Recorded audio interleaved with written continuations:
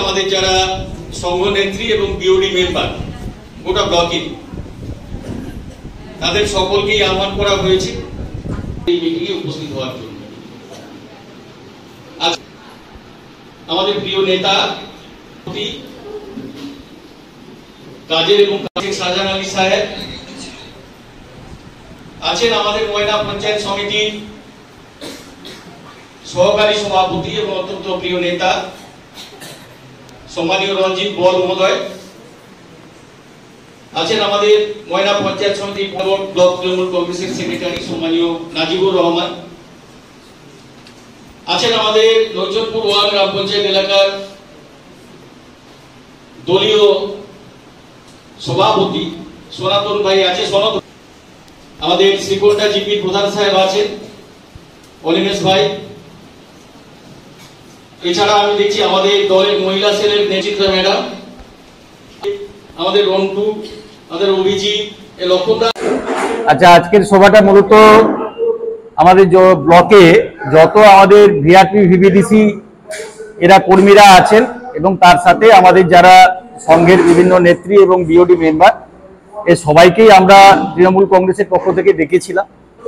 তো প্রথমে মূলত তাদের যে পেশাগত সমস্যা বা কোথায় কোথায় কি সমস্যা সেগুলো আমরা বিশদভাবে আলোচনা করেছি এবং আগামী দিনে নিশ্চিতভাবে চেষ্টা করব এগুলোকে দূর করার জন্য।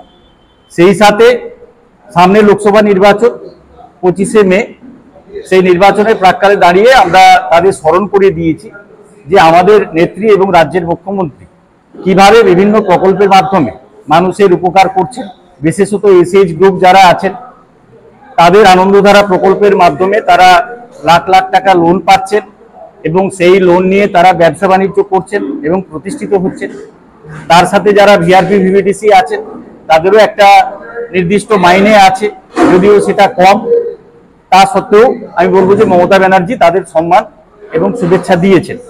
তো সেই কারণে আমরা বলেছি যে আগামী যে নির্বাচন আছে অর্থাৎ 25 তারিখ যে লোকসভা নির্বাচন আছে সেই নির্বাচনে যাতে মমতা ব্যানার্জির স্নেহধন্য এবং আশীর্বাদধন্য প্রার্থী দেবাংশু ভট্টাচার্যকে বিপুল ভোটে জয়ী করে আমরা দিল্লিতে পাঠাতে পারি, তার জন্য আমি সকলের কাছে আবেদন করেছি। আজকে মিটিং আমাদের মহিলা মিটিং ডেকেছিল ব্লক তৃণমূল কংগ্রেসের ডাকে। বিশেষ বিশেষ যারা আমাদের মহিলা নেত্রী আছে, যারা মহিলারা মানুষের জন্য ভাবে, যারা করে কাজ, তারা আমাদের কিছু সব অঞ্চলের বিশেষ বিশেষ কর্মীদেরকে ডাকা হয়েছিল। তারা ওই ডাকে আমাদের সব সাড়া দিয়েছিল। তো আমরা আগামী নির্বাচন 25শে মে যাতে দেবাংশুর পক্ষে আমরা ভালো ভোট করাতে পারি, দেবাংশুকে বিপুল ভোটে জয় করাতে পারি, এই বার্তাটুকু ওদেরকে দিলাম। কারণ যে বিরোধী পক্ষ যে অভিজিৎ গঙ্গোপাধ্যায় উনি এসছেন মানুষের জীবন জীবিকা নিয়ে সংশয় পড়ে গেছে, তাকে সংশয় ফেলাবার জন্য এসেছে। মানুষের 25,700 মানুষের তাদের চাকরি হারিয়ে খেয়েছে, আবার 59,000 চাকরি খাবে, এই প্রতিবাদ আছে আমাদের। কেন আমরা বাংলার মানুষ, আমরা এই জেলার মানুষ, আমাদের যদি একজনও যদি চাকরি হারাকে আমরা দেখি, তাদের পরিবারের দিকে তাকায়, আমরা আমাদের মন যেন বুক যেন ফেটে যাচ্ছে। তাদেরকে এই 12% ইন্টারেস্টে টাকা ফেরত দিতে হবে।